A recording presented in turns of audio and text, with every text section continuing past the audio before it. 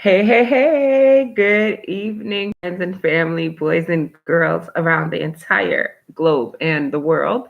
It's your girl AniYa, and I'm live here tonight to share that weekly follow up, daily follow up. Well, unless it's a Saturday and Sunday, and then I don't come on live because I am knocked out or doing something else, then coming on and posting, to share the live with you guys. Anyway, I just wanted to do a follow up real quick because at the end of the day, I had a super great meeting of the minds tonight, a super great interview that I wanted to recap with you. Sorry, real quick.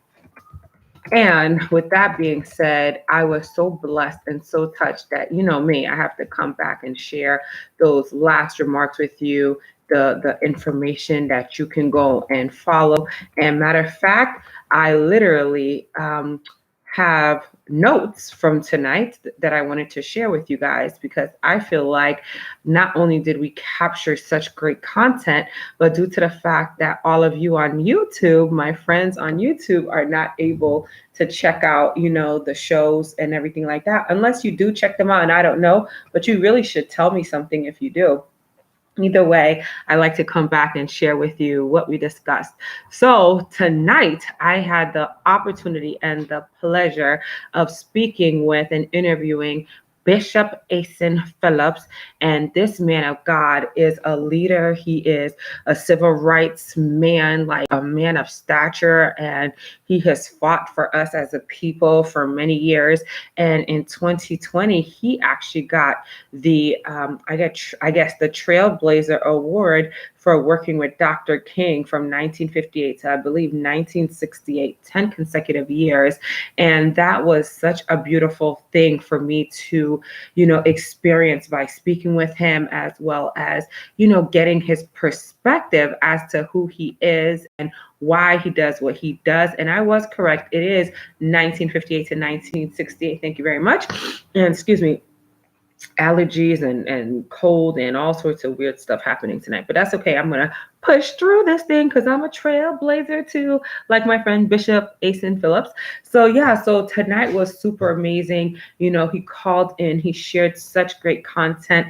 We had so many live commentaries on our Facebook and our Instagram, as we do every night. And that also gives me the most joy when I see all of you great people constantly sending in your questions and your comments. It makes me feel like what we're doing really matters. So with that being said, and without further ado, Bishop Asen Phillips actually now lives in Colorado.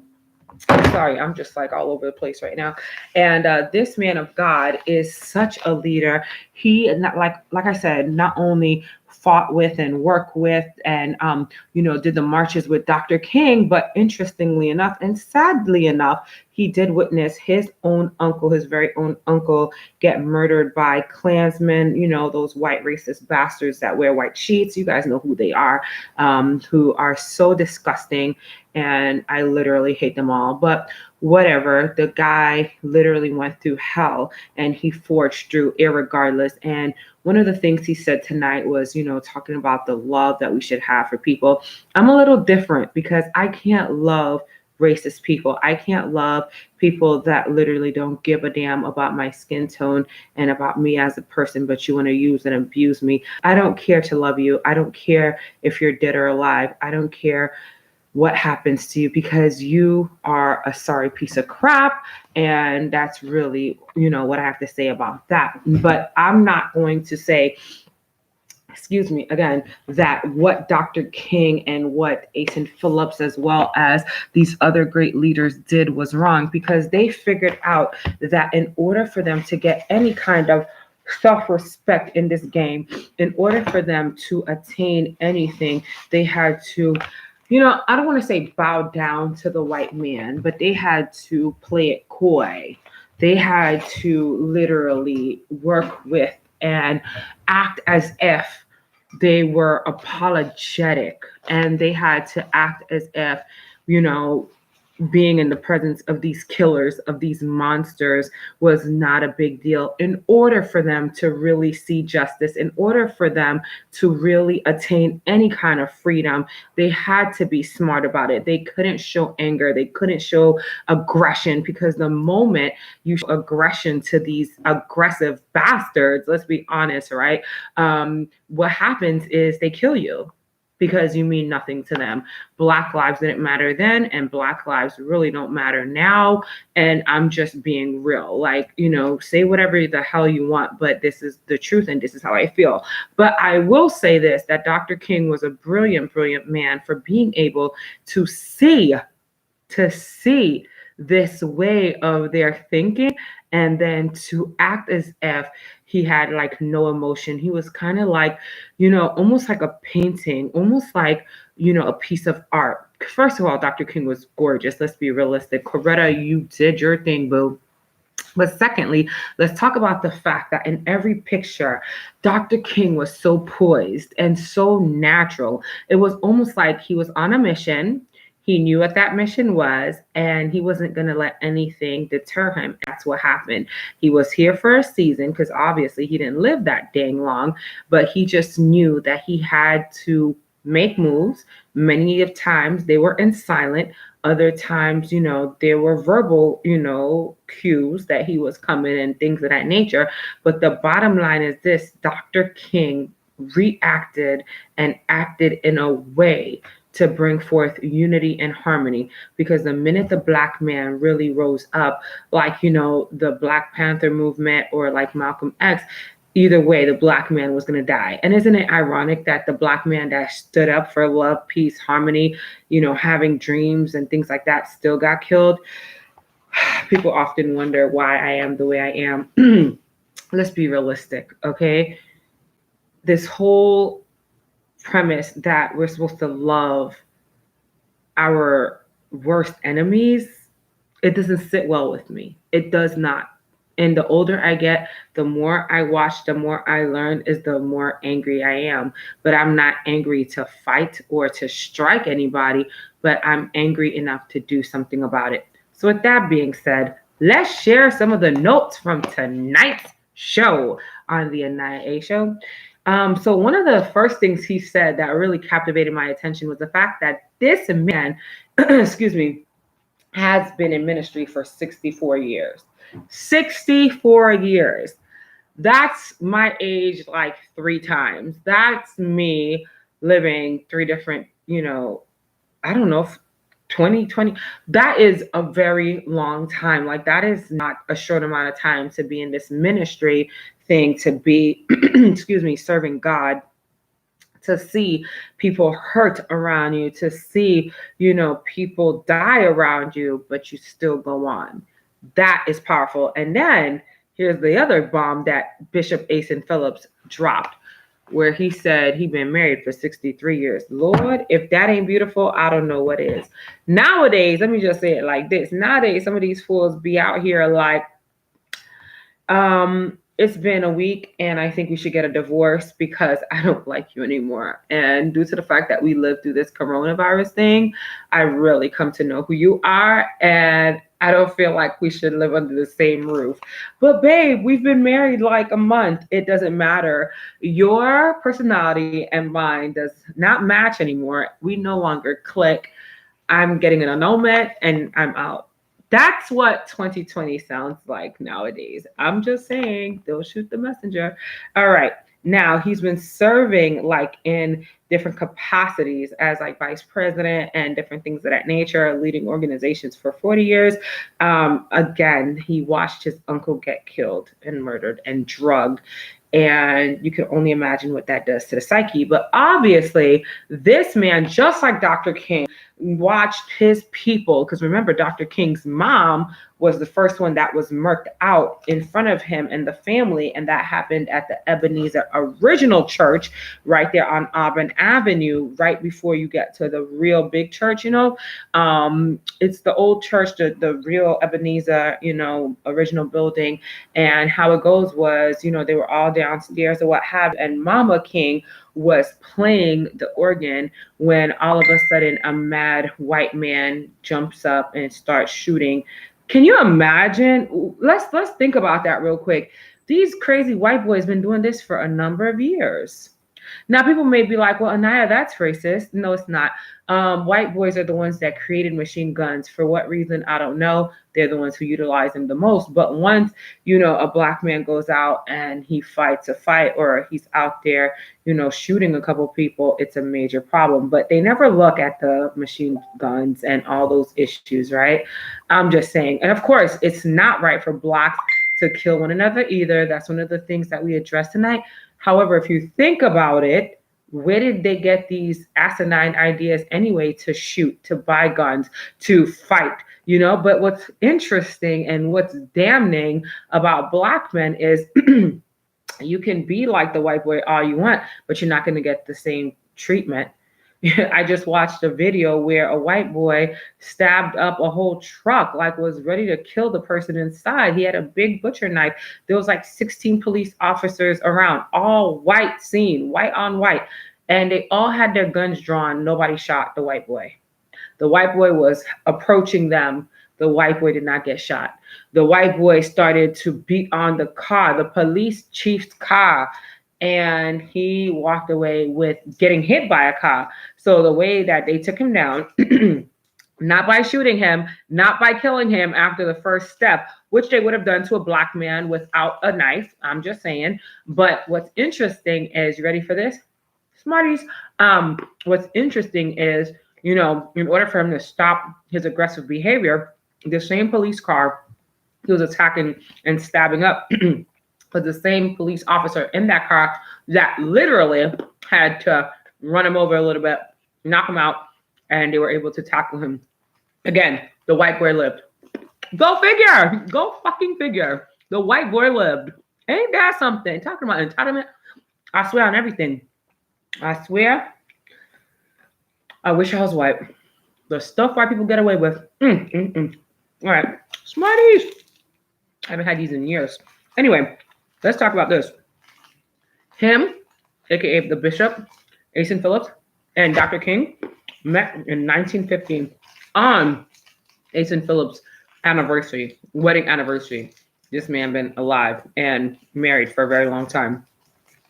What he says about sin, right? Because we got into a very deep discussion where you guys can actually go back and follow on AniYa, A-N-I, capital Y-A, A period, on Facebook, and then in parentheses, A-N-I, capital Y-A, space, A period, dot. What he says is this. We've gotten to talking about sin and the present state of America, the present state of our black men hurting each other, as well as our sisters. Our sisters and our brothers need to really love each other, because black on black violence is just ignorant. So with that being said, he says, God doesn't care about one's sins, but about our presence. See, we can sin, but God is not focused on that. He wants us to come back to him and stay focused on him and love him unconditionally, because that's why he made us, because he loves us unconditionally, right? It says, to whom much is given, much is required. I know a lot of you already know that scripture. He says, every color starts off being black. He says black is basically beautiful. We have to just love ourselves. We have to really, as a black people, is really embrace who we are. Look at ourselves. If we have to do those affirmations, do them. I am beautiful. I am wonderfully made. I am intelligent. I am a queen. I am dynamic. I am tenacious. I am abundantly blessed and rich. If you have to do that to yourself every day, speak life back into your situation, speak life into yourself, do it. What's stopping you? Duh. Just do it. Smarties. All right. And then it says, he really hits a point here. But again, go back to my page to watch this entire interview, because some of the points that he made were so deep and I was stuck that I couldn't write them down.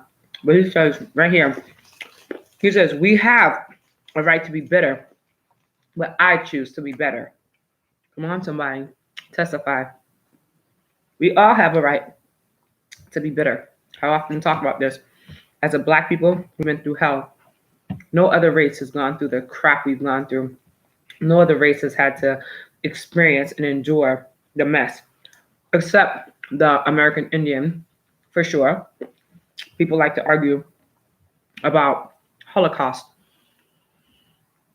With the Holocaust, it was like one sweep.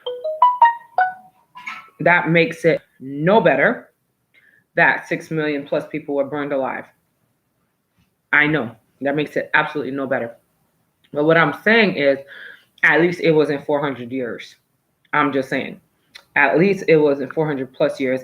At least in 2020, a Jewish man with a kimkoff on his head can go outside, walk the streets. Even if it looks like he has a gun in his hand, he will walk out in the streets with whatever device he has in his hand, and then he'll go back home alive.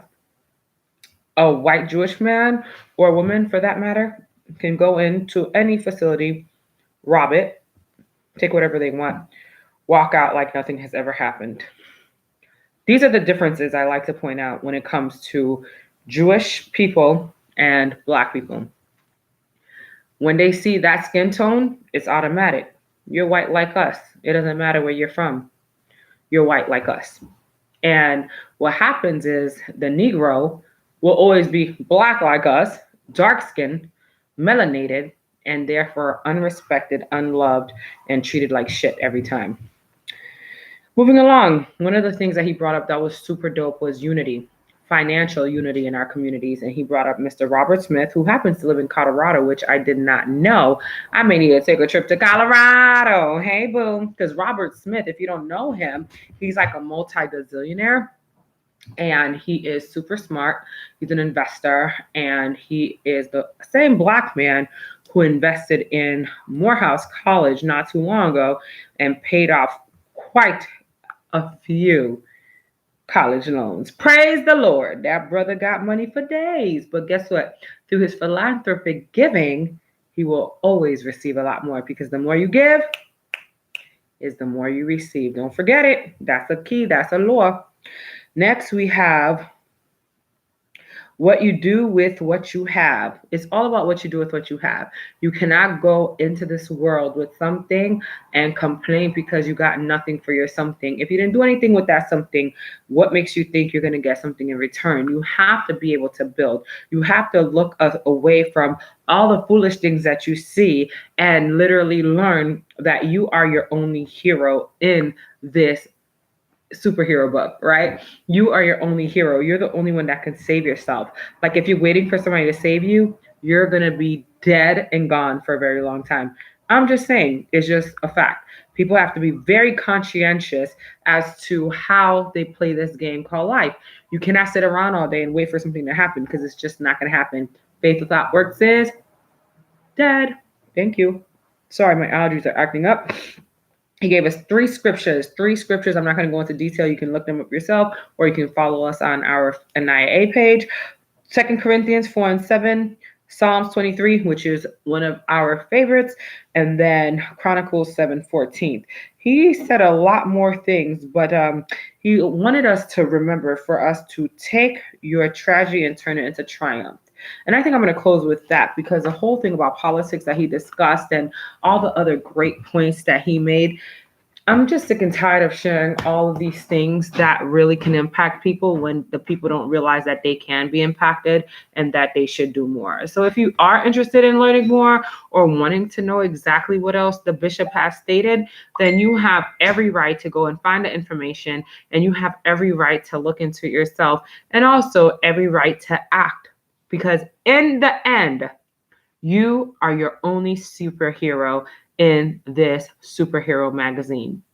If you don't do something about your life, if you don't do something when you get up off your ass every day, then you know what? You're going to be complaining for the rest of your life.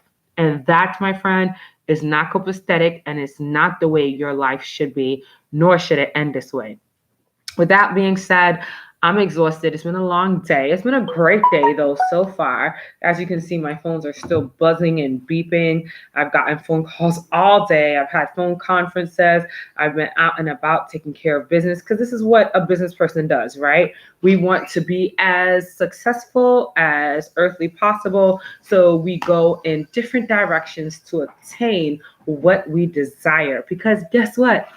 Nobody's going to give it to us. With that being said, check us out tomorrow night, 8:30 p.m. at the same black time, at the same black space. It's your girl, AniYa A of the AniYa A Show, signing off for now. Definitely check us out on Facebook and Instagram. You know the links. Later.